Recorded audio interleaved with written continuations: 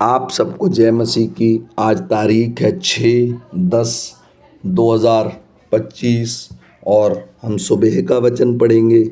हम पढ़ेंगे फिलिपियों की पुस्तक में से उसका 2 अध्याय। अंत यदि मसीह में कुछ शांति और प्रेम से ढांढस और आत्मा की सहभागिता और कुछ करुणा और दया है, तो मेरा यह आनंद पूरा करो कि एक मन रहो और एक ही प्रेम, एक ही चित्त और एक ही मनसा रखो। विरोध या झूठी बढ़ाई के लिए कुछ न करो, पर दीनता से एक दूसरे को अपने से अच्छा समझो। हर एक अपने ही हित की नहीं वरन दूसरों के हित की भी चिंता करे। जैसे मसीह यीशु का स्वभाव था, वैसे ही तुम्हारा भी स्वभाव हो, जिसने परमेश्वर के रूप में होकर भी परमेश्वर के तुल्य होने को अपने वश में रखने की वस्तु न समझा, वरन अपने आप को ऐसा शून्य कर दिया कि दास का स्वरूप धारण किया और मनुष्य की समानता में हो गया और मनुष्य के रूप में प्रकट होकर अपने आप को दीन किया और यहाँ तक आज्ञाकारी रहा कि मृत्यु, हाँ, क्रूस की मृत्यु भी सह ली।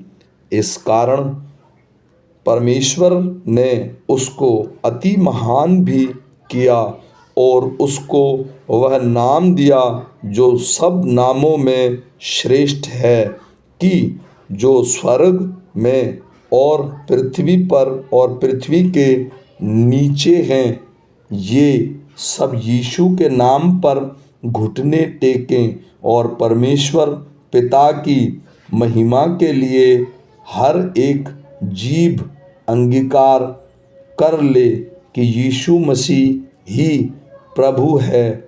इसलिए हे मेरे प्रियो, जिस प्रकार तुम सदा से आज्ञा मानते आए हो, वैसे ही अब भी केवल मेरे साथ रहते हुए, पर विशेष करके अब मेरे दूर रहने पर भी डरते और कांपते हुए अपने अपने उद्धार का कार्य पूरा करते जाओ, क्योंकि परमेश्वर ही है जिसने अपनी स्वेच्छा निमित्त तुम्हारे मन में इच्छा और काम दोनों बातों के करने का प्रभाव डाला है। सब काम बिना कुड़कुड़ाए और बिना विवाद के किया करो, ताकि तुम निर्दोष और भोले होकर टेढ़े और हठीले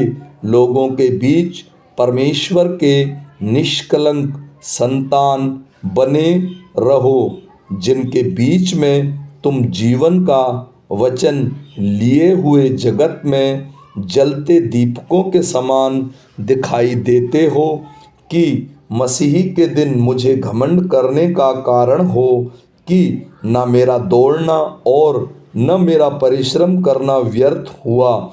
यदि मुझे तुम्हारे विश्वास रूपी बलिदान और सेवा के साथ अपना लहू भी बहाना पड़े, तो भी मैं आनंदित हूँ और तुम सब के साथ आनंद करता हूँ। वैसे ही तुम भी आनंदित हो और मेरे साथ आनंद करो।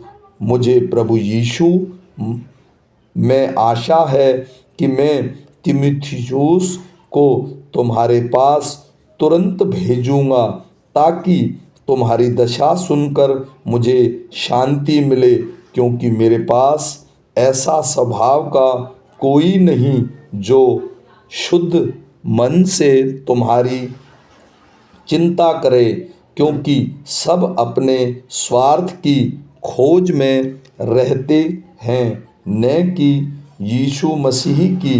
पर उसको तो तुमने परखा और जान भी लिया है कि जैसा पुत्र पिता के साथ करता है वैसा ही उसने सुसमाचार के फैलाने में मेरे साथ परिश्रम किया। इसलिए मुझे आशा है कि ज्यों ही मुझे जान पड़ा कि मेरी क्या दशा होगी, त्यों ही मैं उसे तुरंत भेज दूंगा। और मुझे प्रभु में भरोसा है कि मैं आप ही शीघ्र आऊँगा।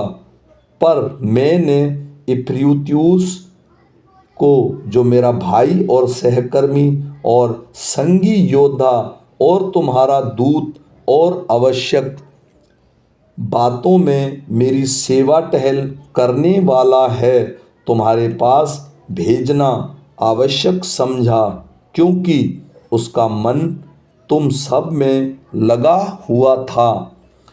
इस कारण वह व्याकुल रहता था, क्योंकि तुमने उसकी बीमारी का हाल सुना था। निश्चय ही वह बीमार तो हो गया था, यहाँ तक कि मरने पर था, परंतु परमेश्वर ने उस पर दया की, और केवल उसी पर नहीं पर मुझ पर भी, कि मुझे शोक पर शोक न हो।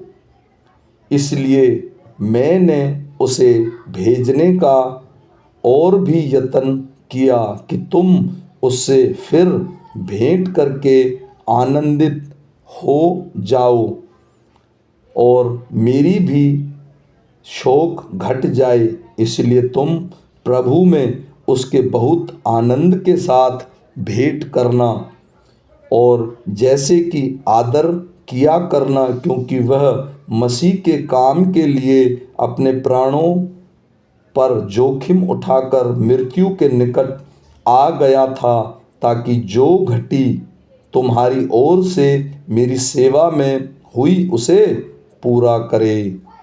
आमीन।